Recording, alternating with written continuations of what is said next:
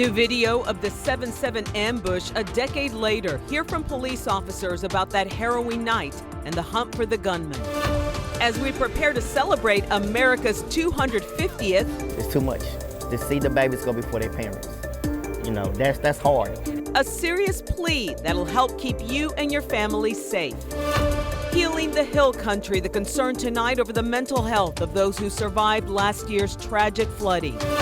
Ahead of Team USA's showdown against Belgium. I see inspiration, I see passion. A new tribute to North Texas soccer star Weston McKinney. But first, holiday travel is taking off and we're tracking heat for the 4th of July.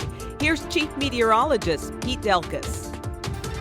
Well, good evening, everyone. I know it's hard to believe that it's going to be hot here for the 4th of July, but that's my forecast. Hot, a little on the humid side, and maybe even a few thunderstorms. Right now, we've had a few thunderstorms to the east of the Metroplex this evening. There they are. And watch this. They just start to fizzle out, and that's the case.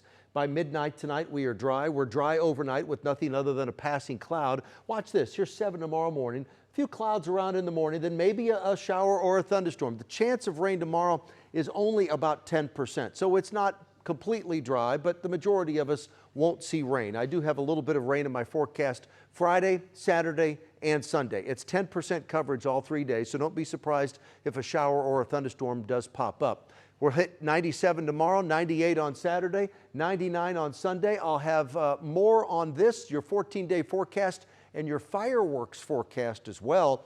And I'll explain the question that people keep asking me. Why is it not that hot here? Why is it hotter on the East Coast than it is in North Texas? The full forecast coming up. Well, the holiday rush is underway tonight with millions expected to travel over the 4th of July. Today was expected to be the busiest day at airports. This is a live look out at Dallas-Fort Worth International. No major issues today. Similar story for left field and really across the country. Law enforcement agencies will be busy keeping the roads safe this weekend with nearly 5 million Texans expected to drive. They also want to make sure you celebrate responsibly. Police respond to hundreds of violent incidents around the holiday, and the focus is heightened with so many World Cup fans in town. Adriana de Alba just spoke with one family who doesn't want others to experience their grief. For most people, July 4th is a time to celebrate. But for Pastor Felton Jenkins, it's a reminder of who was taken. She was lovable. She was loved. 2 years ago, his cousin, 39-year-old Latasha Hyman, was killed when gunfire broke out during a July 4th gathering in the Eastland neighborhood of Fort Worth. Gunfire began. Police say she was killed in the crossfire. Everywhere I go, she's with me. You know, she's my angel. Hyman was a mother and makeup artist. The trauma of her loss hasn't left him. Neither has fear of gun violence. It changed my life to the point where these last 6 months of the year, I took myself away from everybody. As crowds gather across North Texas, city leaders are urging people to be safe. And so I want to encourage everyone to celebrate responsibly. DPD says extra officers will be on patrol. Chief Daniel Como warning of a zero tolerance for celebratory gunfire. If you shoot a bullet in the air, it has to come down. The city of Fort Worth is issuing that same warning. Celebratory gunfire is illegal. Gun violence, it's not it. Because this type of grief doesn't go away. This gun violence, prayerfully, will cease one day, but we have not forgot about you. His hope ahead of this holiday weekend is that by sharing Latasha's story, another tragedy might be prevented. In Fort Worth, I'm Adriana de Alba. Tonight, court documents reveal new images of rapper Pooh Shiesty allegedly robbing Gucci Mane in Dallas.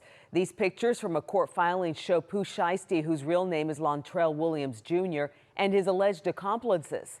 The person with the black box over their face is Gucci Mane, whose real name is Roderick Davis. Williams and several others are accused of robbing Davis while armed in an attempt to get released from a record deal. Pooh Shiesty isn't due in court until next year. Tuesday marks 10 years since an Army veteran ambushed authorities in downtown Dallas, killing 5 police officers. And tonight, senior crime and justice reporter Rebecca Lopez is giving us a look at never-before-seen video showing students, officers, and the shooter inside El Centro College. She also heard from the heroes who prevented even more people from being killed. No justice!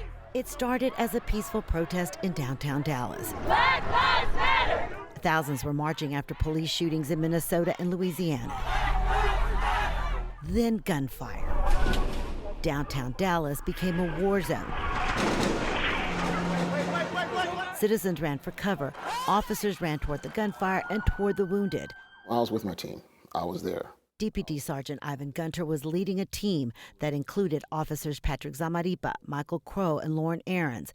Within minutes, all three were fatally wounded. Over a third of my team was eliminated in less than 2 minutes. Officer down. I repeat, officer has been down. A WFA photojournalist captured Gunter and other officers running into the open while bullets were still flying, trying to save Officer Zamaripa. They pulled him into a squad car. He didn't have the strength to get himself out of the way. And that's something you're not prepared to see. Zamaripa was rushed to the hospital. Meanwhile, the shooter moved toward El Centro College. A bystander captured DOT officer Brent Thompson, confronting him. Thompson was killed, but officers believe he wounded the gunman and slowed him down. I'll go to my grave knowing that he's the one who shot Micah in the arm. WFAA obtained surveillance video from inside El Centro. We are showing for the first time.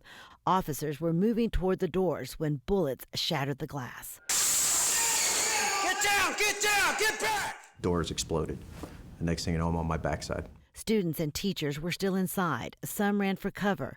Others had no idea the gunman was now inside, stalking the halls with a rifle. Watch closely. A student walks down a hallway. 36 seconds later, the shooter moves into that same area. The Dallas SWAT team was 19 seconds behind him. Another camera shows the gunman in a stairwell, bleeding and armed. We saw blood trail, and we just started following the blood trail, and we got in the stairwell. Inside, officers kept moving toward him. Gunter paired up with Sergeant John Abbott. He turned around and goes, "Stop." And I'll never forget this. I've got a heavy vest on. I need somebody to get behind me. He's going to have to shoot me in the head to kill me. Let's go. Sergeant Mike Smith was the last officer shot before the gunman barricaded himself. Sergeant Sean Pease was with him at the hospital. I remember everybody at, full attention saluting as we passed. Smith had one final request: to find his rosary. Go out to the ambulance, and start looking for it. 5 officers were killed that night: Sergeant Michael Smith, Senior Corporal Lauren Aarons, Officer Michael Crow, Officer Patrick Zamaripa, and DART Police Officer Brent Thompson. 9 other officers were wounded and 2 civilians. 10 years later, the pain is still there, and so is the heroism. So, stand up. I may not feel it that day, but I'm standing up. I may be sick of it, but I'm standing up. You're not knocking me out. July 7th was a night of terrible loss, but it also showed Dallas what courage looks like. In Dallas, I'm Rebecca Lopez. Our thanks to Rebecca for that story. Well, next week, the defense will make its case in the Johnson County Sheriff's trial. The prosecution rested its case against Adam King today. He faces charges of retaliation against witnesses related to a sexual harassment claim against him. King has denied the allegations. His defense will start their case Monday morning. Godly ISD has fired an incoming principal after he got arrested for illegally selling weight loss drugs. According to court documents, Gerardo Moreno was supplying others with an injectable GLP-1 similar to Ozempic. He was booked into Tarrant County Jail but later released. District officials say Moreno was supposed to lead Godly Middle School but was fired before ever working a day. The World Cup is only heating up. Egypt and Australia will play at Dallas Stadium tomorrow for their knockout round match. And Team USA is on what could become a legendary run. That's in part thanks to North Texas native Weston McKinney. Tonight, Jobin Punica reports from Little Elm on the monument to the fast-rising star. A piece of art and its many parts fill a wall in Little Elm. It's a great idea how they were able to break off everything, almost like it's a puzzle piece. That ultimately reveals Weston McKinney. It's a big moment for us as well. The local kid turned hero on Team USA in the World Cup. Chobani commissioned this collage and 2 other soccer players in their hometowns.